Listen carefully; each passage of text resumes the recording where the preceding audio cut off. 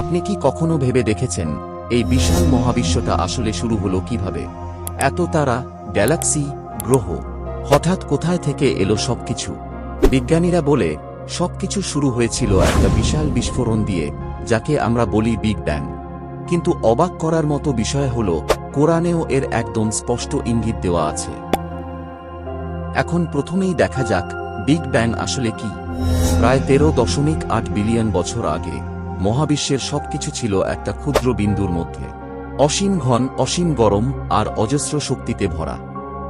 হঠাৎ এক মুহূর্তে সেই বিন্দুটি বিস্ফোরিত হল, আর সেই বিস্ফোরণ থেকেই সময়, স্থান, পদার্থ আর শক্তির জন্ম হয়। তখন কিন্তু কিছুই ছিল না, না তারা, না গ্যালাক্সি, না আলো। ধীরে ধীরে তাপমাত্রা কমতে শুরু করে, আর গঠিত হতে থাকে হাইড্রোজেন, হিলিয়াম, তারপর তারকা, গ্যালাক্সি, আর শেষ পর্যন্ত এই মহাবিশ্ব যেখানে আমরা আছি। এখন প্রশ্ন আসতে পারে, বিজ্ঞানীরা কিভাবে জানলো এমন কিছু ঘটেছিল? আসলে কিছু দারুণ প্রমাণ আছে।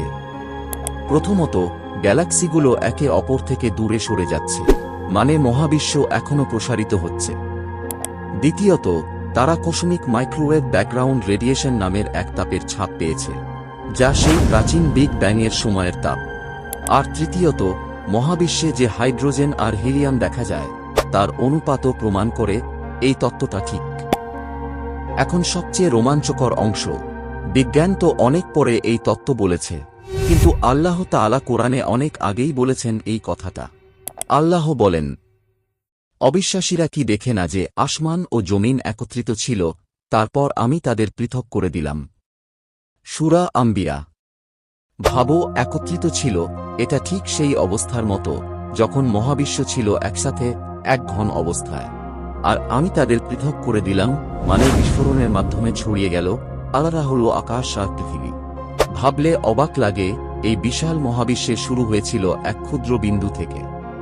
সেই এক মুহূর্তের বিস্ফোরণ থেকেই জন্ম নিয়েছে সময়, স্থান, পদার্থ আর শক্তি।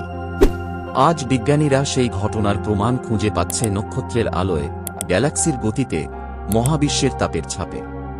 কিন্তু যতই আমরা জানি, ততই বুঝি এই সৃষ্টি কত নিখুঁতভাবে সাজানো।